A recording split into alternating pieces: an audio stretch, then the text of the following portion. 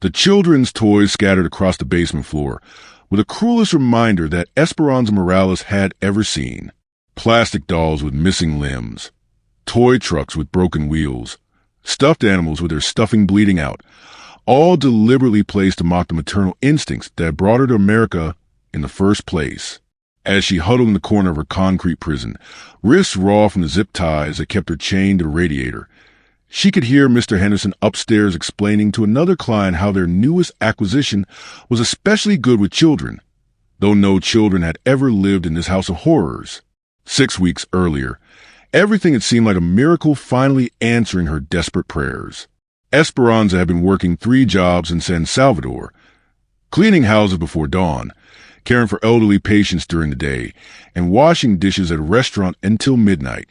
Despite the exhausting schedule, she barely earned enough to support her own 2 young children while sending money to her sick mother. When the email arrived from the Henderson family in Texas, offering her a live-in nanny position with legal documentation and American wages, it felt like divine intervention. The job posting had appeared on a legitimate childcare website that Esperanza checked obsessively during her few free moments.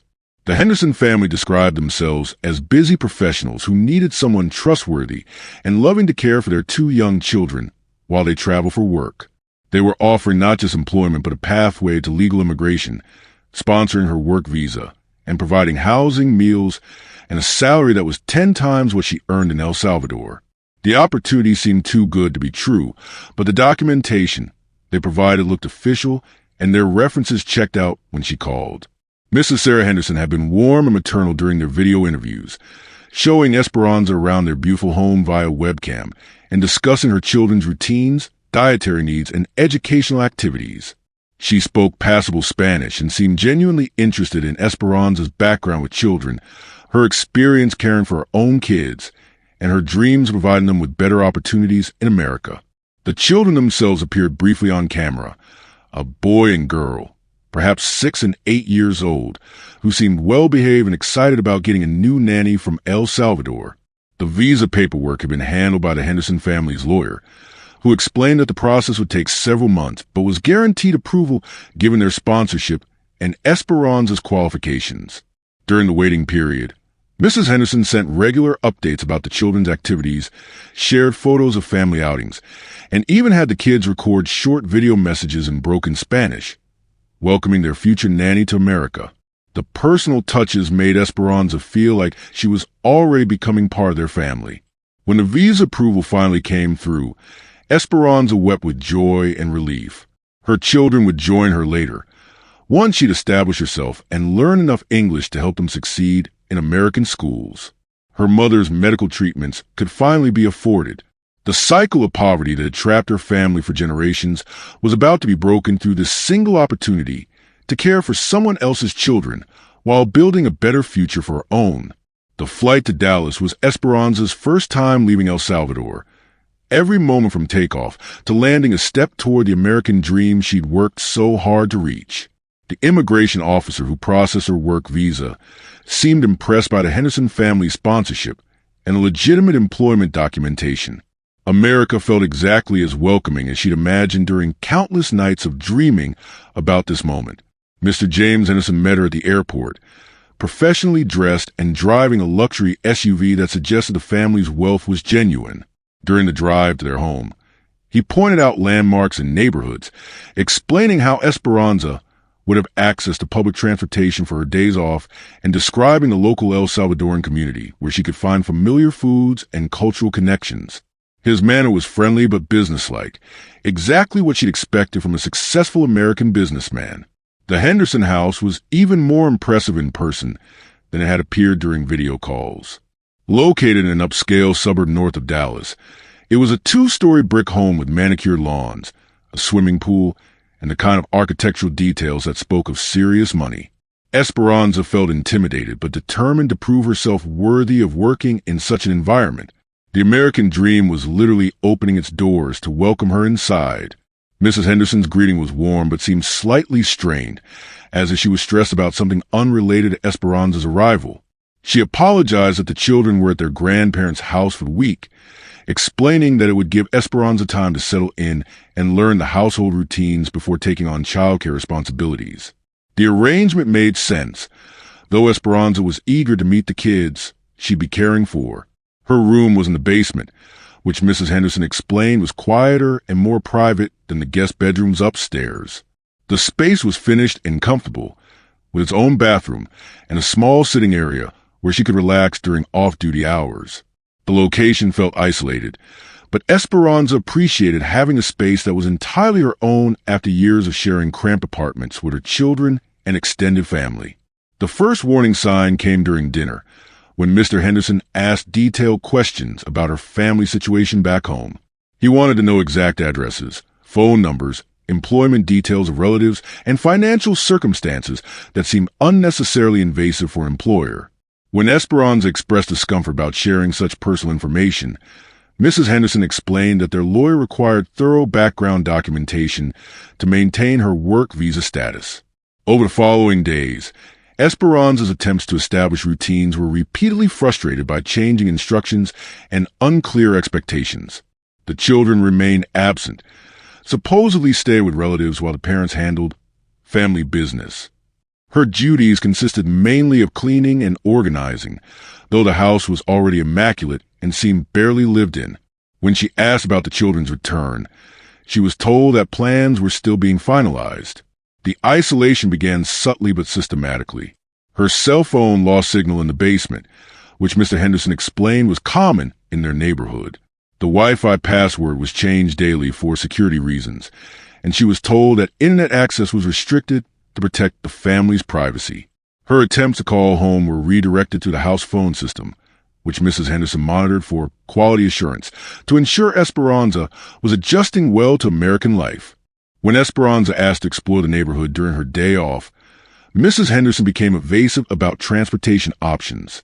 The bus routes were confusing, she said, and the area wasn't safe for someone unfamiliar with American suburban dangers. She offered to drive Esperanza to specific locations if needed, but somehow these trips never materialized due to scheduling conflicts and urgent family matters that always seemed to arise. The children's prolonged absence began raising serious questions in Esperanza's mind. Their rooms showed signs of occupancy, but something felt staged about the personal belongings and family photos. When she asked to speak with them by phone, Mrs. Henderson explained that they were at summer camp with limited communication access. The explanations were reasonable but didn't address Esperanza's growing sense that something fundamental was wrong with the situation. Her attempts to contact her own children became increasingly difficult as technical problems multiplied. International calls were supposedly blocked by their phone service. Internet access remained unreliable, and the postal service was experiencing delays that prevented her letters from reaching El Salvador. The isolation was becoming total, cutting her off from the support system that had sustained her through years of struggle. The revelation came suddenly and completely on a Tuesday evening in late May. Esperanza discovered a hidden camera in her basement bedroom while cleaning under the bed, leading her to search for and find several more surveillance devices throughout her living space.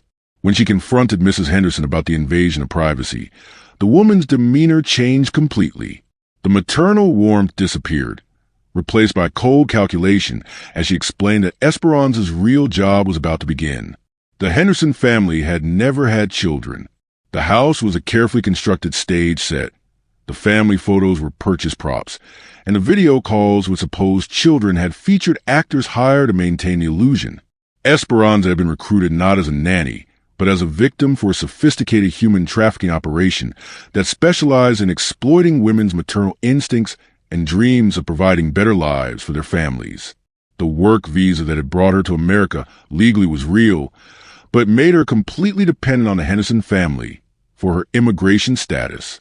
Her passport had been collected for safekeeping and was now held as leverage. Most importantly, the detailed personal information she provided about her family back home was being used to create credible threats against her children and mother if she attempted to escape or seek help from authorities. The basement that had seemed like private accommodation was actually a prison designed to house trafficking victims. The comfortable furnishings were props to maintain psychological compliance, while the real control mechanisms were hidden throughout the space. The isolation wasn't accidental, but carefully engineered to make escape impossible and resistance futile. Even the children's toys have been placed to exploit her maternal feelings and make her more psychologically vulnerable. Mr. Henderson's explanation of her new duties was delivered with the same businesslike manner he'd used to welcome her at the airport. She would be providing personal services to clients who paid premium prices for access to women who'd been psychologically conditioned through elaborate deceptions. The nanny fantasy was popular among their clientele, who enjoyed the role-play element of corrupting someone who'd come to America hoping to care for children. The threats against her family were specific and credible. The Henderson operation had contacts in El Salvador who could arrange accidents for people living at known addresses. They showed her surveillance photos of her children walking to school, her mother visiting the clinic for treatments, her siblings at their workplace. The message was clear. Compliance was the only way to ensure her family's safety, and any attempt to resist would result in consequences that extended far beyond her own suffering. The basement's true purpose became apparent as additional modifications were revealed. What had appeared to be storage closets were actually holding cells for multiple victims. The comfortable sitting area could be reconfigured into spaces for entertaining clients. The bathroom contained supplies and equipment that had nothing to do with personal hygiene. Every detail had been planned by people who understood exactly how to exploit women's vulnerabilities and maintain control over their victims. The clients who patronized the operation were wealthy men who paid extraordinary amounts for elaborate fantasies that combined sexual exploitation with psychological manipulation. The nanny scenario was just one of several role-playing options available, with victims trained to maintain specific personas that appealed to different demographics of predators. The more authentic the performance, the higher the price clients were willing to pay. Esperanza's first forced encounter was framed as a trial period to assess her suitability for the work. The client had specifically requested someone who genuinely believed she was coming to care for children, and the Henderson operation had documented every moment of her recruitment and initial reactions to use as marketing material.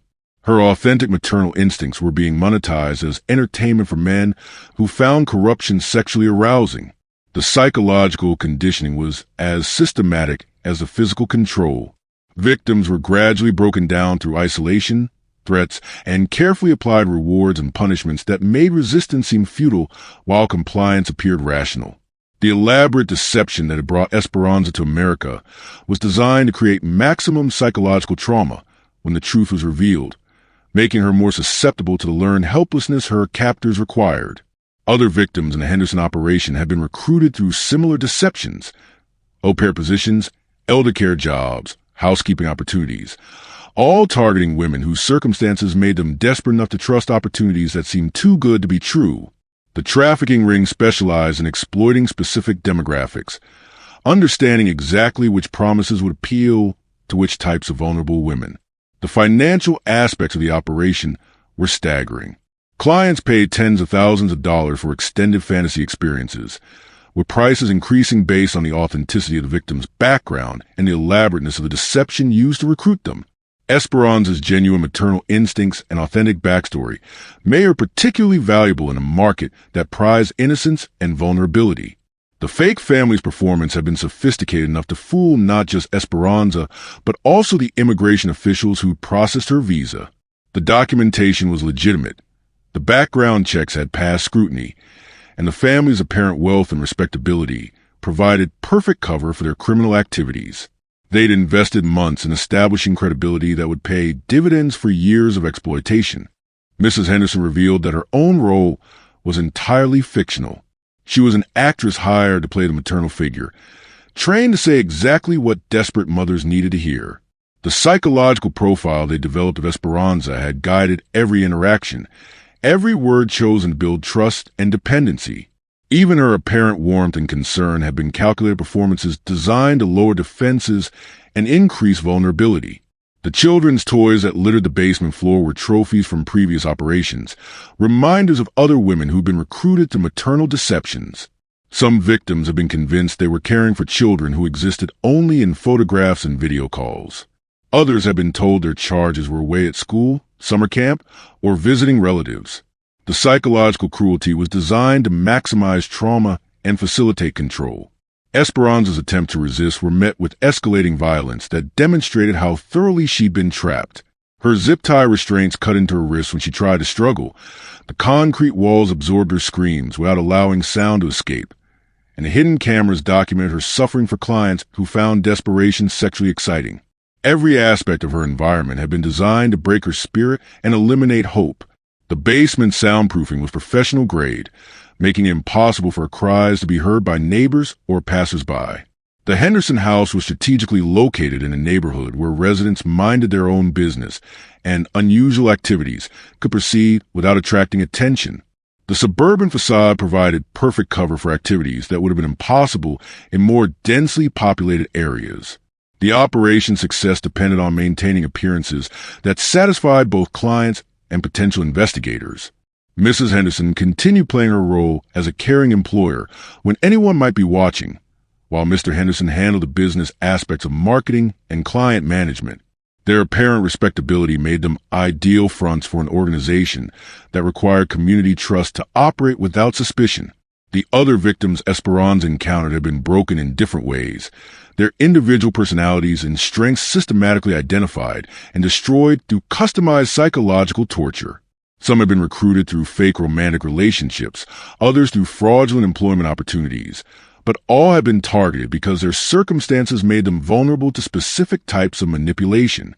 The Henderson operation was part of a larger network that operated similar houses throughout Texas and neighboring states. Each location specialized in different fantasies and demographics, but all used the same basic model of elaborate deception followed by systematic exploitation. The scale was staggering, with hundreds of women trapped in situations identical to Esperanza's. The legal complexities of her situation made escape seem impossible, even if she could overcome the physical restraints. Her work visa made her completely dependent on the Henderson family for a right to remain in America, while the threats against her family made return to El Salvador potentially fatal. She was trapped between countries, with no legal recourse and no safe options for seeking help. The clients who visited the Henderson house were successful professionals whose wealth and social status provided them with access to forms of entertainment that would have been impossible through conventional means. Doctors, lawyers, businessmen, and politicians all participated in an economy that turned human desperation into sexual commodity, protected by their own positions and the operation's sophisticated security measures. The psychological damage accumulated daily as Esperanza was forced to participate in increasingly degrading scenarios designed to satisfy client-specific fantasies. Her authentic reactions to trauma were monetized as entertainment. Her genuine maternal instincts were perverted into role-playing scenarios, and her desperate desire to protect her family was used as leverage to ensure compliance with demands that violated every principle she'd lived by. The children's toys served as constant reminders of the dreams that had been stolen from her and weaponized against her. Every plastic doll and stuffed animal represented the maternal love that had made her vulnerable to the Henderson family's deception, the desire to provide better lives for her children that had led her into a situation where she couldn't even protect herself. The basement prison where Esperanza spent her days and nights had been designed by people who understood exactly how to break human spirits while maintaining the psychological compliance necessary for their business model. Every detail had been calculated to maximize despair while minimizing the possibility of resistance or escape. The American dream had become an American nightmare with no visible ending. The fake family continued their performance whenever circumstances required it, maintaining the fiction that they were legitimate employers while their victim remained hidden in the basement below. Neighbors saw a successful couple living normal suburban lives, while underneath their feet, women like Esperanza endured systematic torture disguised as sex work. The operation's clients paid premium prices for the authenticity of the women's backgrounds and the elaborateness of the deceptions used to recruit them. Esperanza's genuine desire to care for children made her particularly valuable in a market where predators sought to corrupt innocence and exploit the vulnerabilities that made women susceptible to trafficking in the first place. The zip ties that bound her wrists were just the most visible symbol of her captivity. The real chains were psychological: threats against her family, legal vulnerability from her immigration status, and the systematic destruction of her sense of self-worth through daily humiliation and abuse.